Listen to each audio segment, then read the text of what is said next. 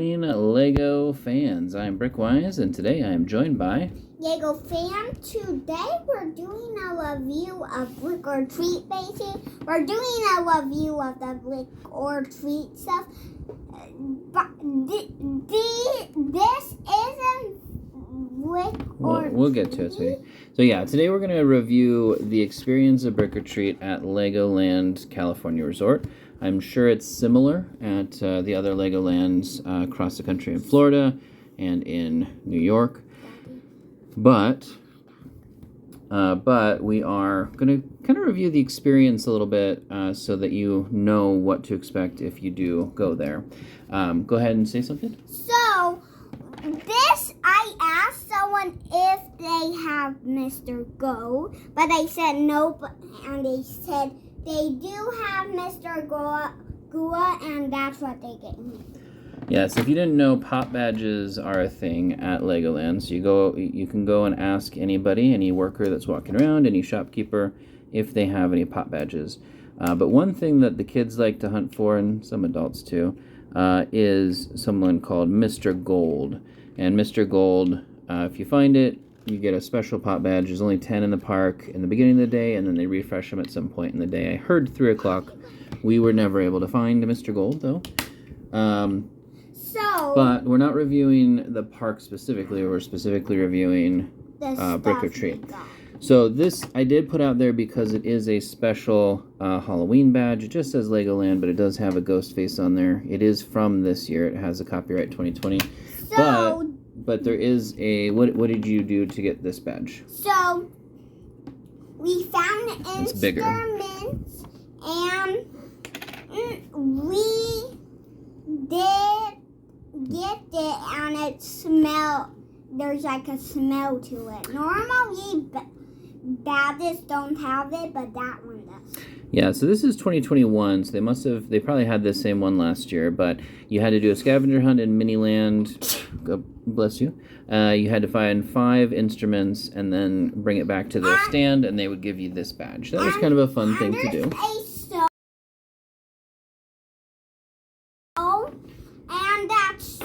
We'll get to the shows.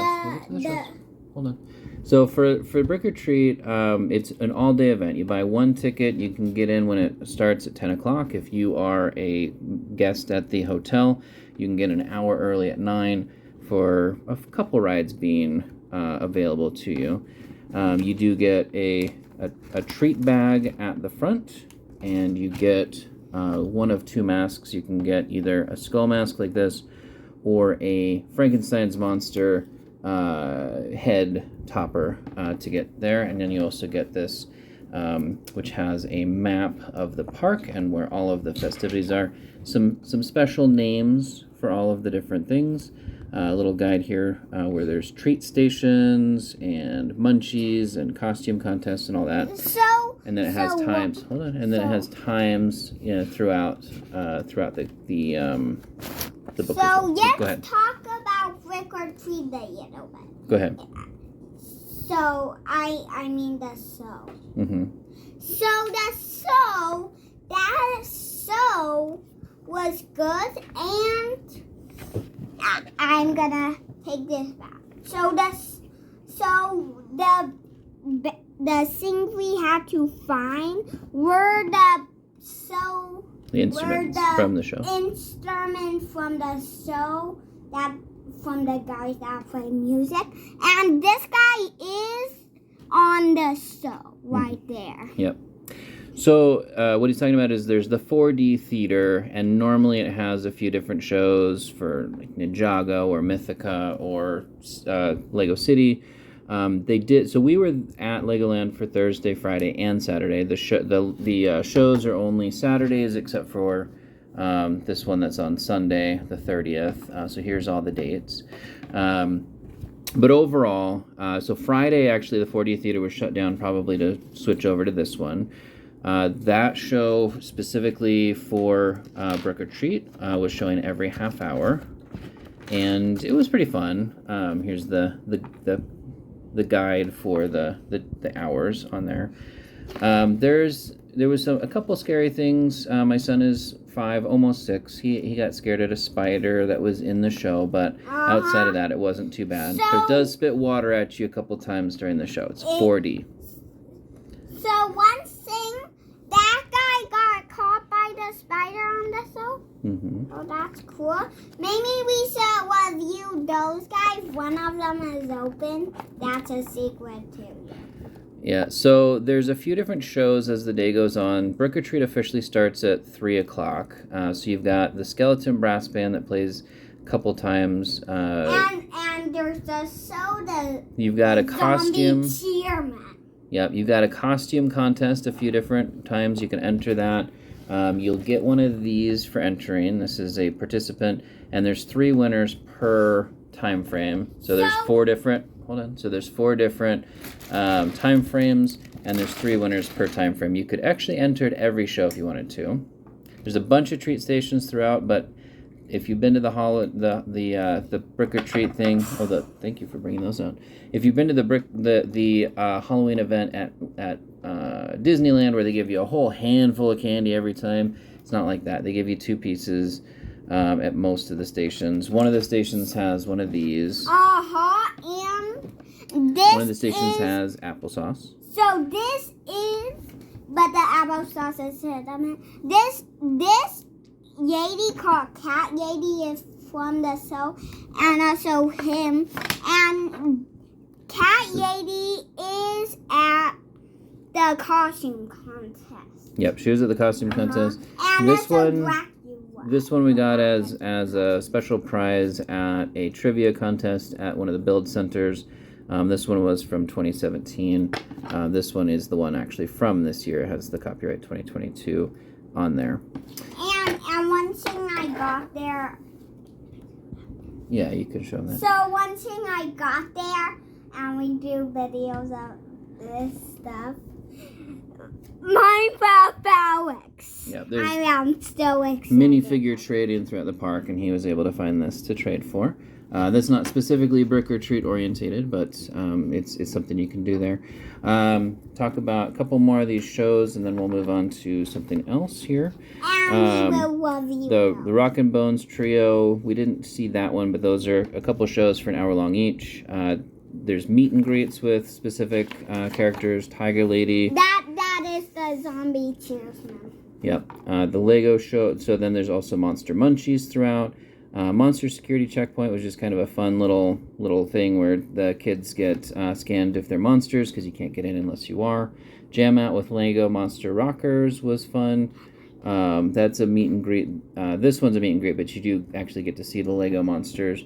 The Zombie Cheer Crew happens a few times, and basically it's a cheer squad. They get up, and Zombie Girl is trying out for the show. Candy stations, Lego Scarecrow meet and greet. We got some pictures with that. The Great Monster Instrument Hunt. That's the scavenger hunt that gets you this. Some more creepy shows. There's the map that we talked about. Candy Coated Curse. That is if you sit near the aisles, your kids might get some candy given to them during the show. More treat stations. Meet Lego Witch. More monster treats. Monster Scare Trail. So this is kind of fun. I want you to tell them about this. This is, if you've gone through, this is closed all week except for during the events. But if you've ever gone through the little Pharaoh walkthrough, that's what this is. It's actually kind of like a quote-unquote haunted house. But what do you think on that? Was it really scary, or was it something that you'd recommend? I forget it. You did scream at the end when the guy jumped out and went boo. So near the end, it's not too bad. I mean, they know that kids are going through, so they're not too bad. But there is one near the end where someone jumped out and went boo. But mostly it's just a couple of people walking around in costumes. Yes. So my costume at Brick-or-treat was a zombified pigman. If you play Minecraft, you probably know it, and Alex.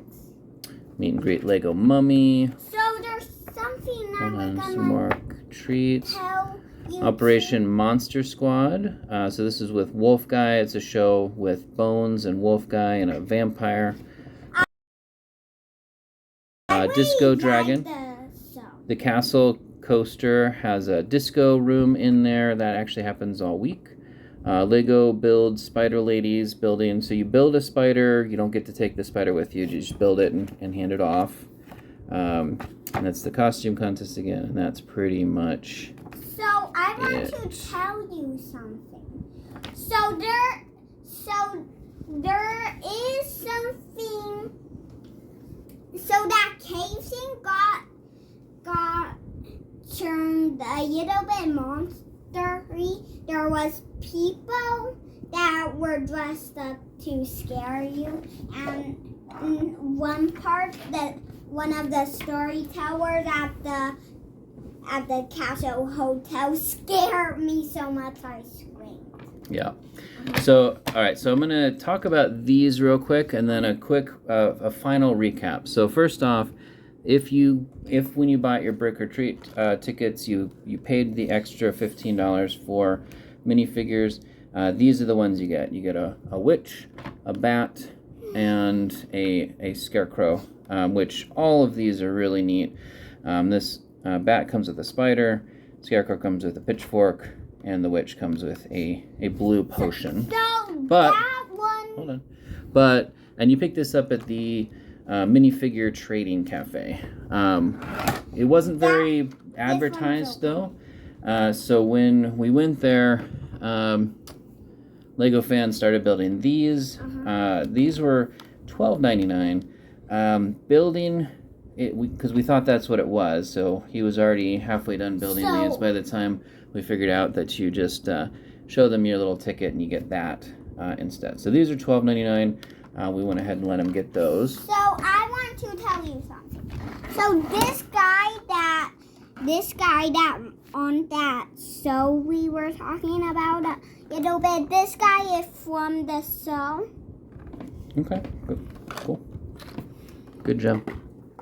All right, so then this one is for sale for $15 at the big shop. So it's got a wizard or a warlock with a pitchfork, or more like a trident. It's got one of these guys with a big bone, skeleton, dressed up, and a tiger guy. So these guys you can't really see very much. He doesn't have anything he's holding. I assume that's because they think the tail is good enough. But this you can also buy for $15 at the big shop. So these two are special for Halloween. This one was just one that was built by Lego fan at the shop. So final assessment here, and then we'll let you get going. But thank you very much for watching this far. Make sure to subscribe to Brickwise and hold on and like the video. But final assessment is this: if you are okay with not riding rides or waiting an hour for rides, just go for Brick-or-treat. You really just go for the shows. It's packed all day. It gets worse around the time Brick-or-treat starts. Everybody that's there has a ticket for all day. There's not separate tickets or anything of that nature. So if but you will see a lot more people starting to come in closer to the start of the holiday events, which start at 3 o'clock. So it goes from busy to packed, and it's Disneyland packed. It's shoulder to shoulder. You can't get on rides. Now, a Lego fan did ask a nice manager if she had Mr. Gold.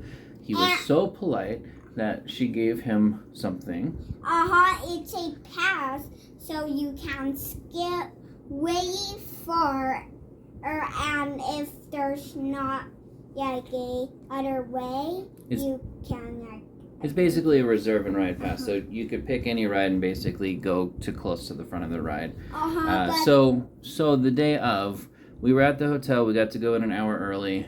A lot of rides were closed. Disco Drop was closed. The Flying Castle was, the Flying Couch was closed for a while. The Ninjago was closed. Ninjago was closed for most of the day. Which I used that ticket on. Yes, you did use it on that. We were it's open until 9, where normally it's open until 5. We actually left at about 7:30 because it was just too packed. There was just too many people there. You couldn't get on any rides, so it was just not fun. For that, go for the what's in here. We got all of this done, and then that's basically we used that reserve and ride thing, and then we left.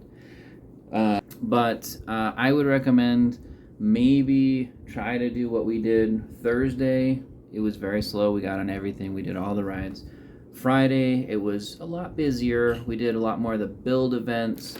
And then Saturday, we pretty much did the shows because there wasn't really much else to do.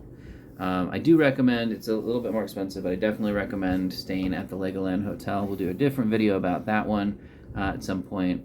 But overall, we'll probably won't go back to Brick-or-treat ever again. We've had our fill from it. It was fun, but it wasn't so much fun that we'll do it year after year. And it was really expensive. The food is expensive there. The Lego sets that, of course, you have to buy are expensive, and all of that. So it is what it is. But yeah, go ahead and show that.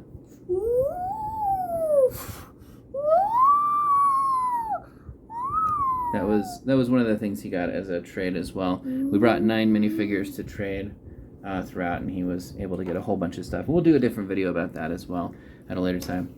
With that being said, anything else you would say about Brick-or-treat before we sign off today? So I would say there's one thing I think was the most cool. Okay. So the most coolest thing the most cool game on the last day was that wheel spinning thing. Oh yeah. So at the beginning, I don't know what pop badge he got, but at the beginning of the day, about an hour before, yeah, it was an Emmett one.